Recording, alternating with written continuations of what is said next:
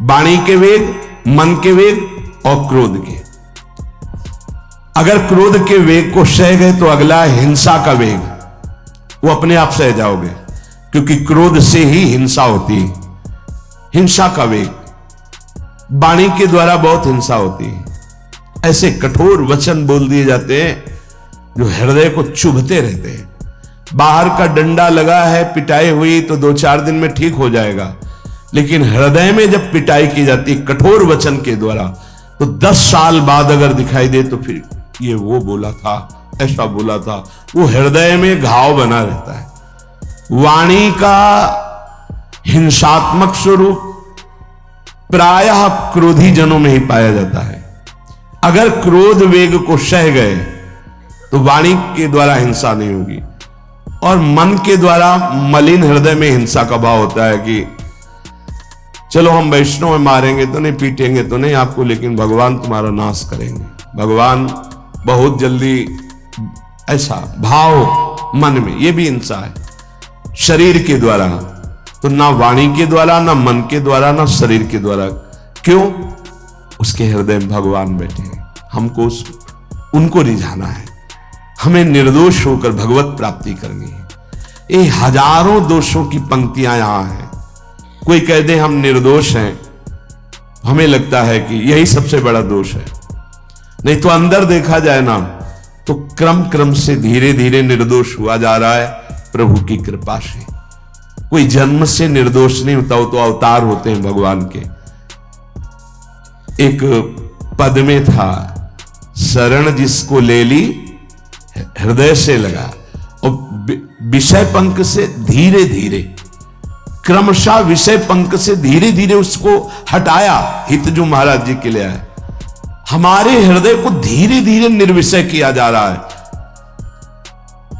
और सहत सहत बाढ़े भगत ग्रेतन गुरु हितगार, इन दोनों का मिलान कर धीरे धीरे सहाते सहाते हमें निर्विषय किया जा रहा है। आचार्य चरण, इष्ट देव, गुरुदेव कर रहे, हमको राजी रहना है।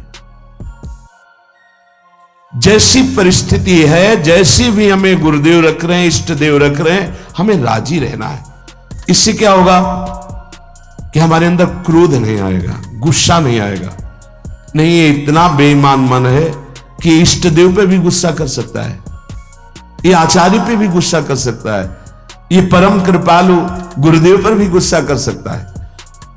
क्रोध वेग सह गए तो वाणी और मन और शरीर के द्वारा जो हिंसा का वेग है उससे बच जाएंगे।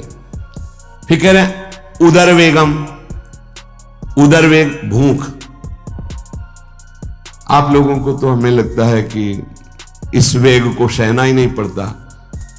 ये जो विरक्त गंगा किनारे घूमने वाले हैं, इनको ज्यादा इस वेग को सहना पड़ता था, क्योंकि प्रायः कभी ऐसे शाम के समय पहुंचना होता, जब अब गंगा किनारे नहीं रुक सकते तो आश्रम, अब वहां पूछ लिया तो पूछ लिया, नहीं पूछ लिया तो राधे श्याम पड़े।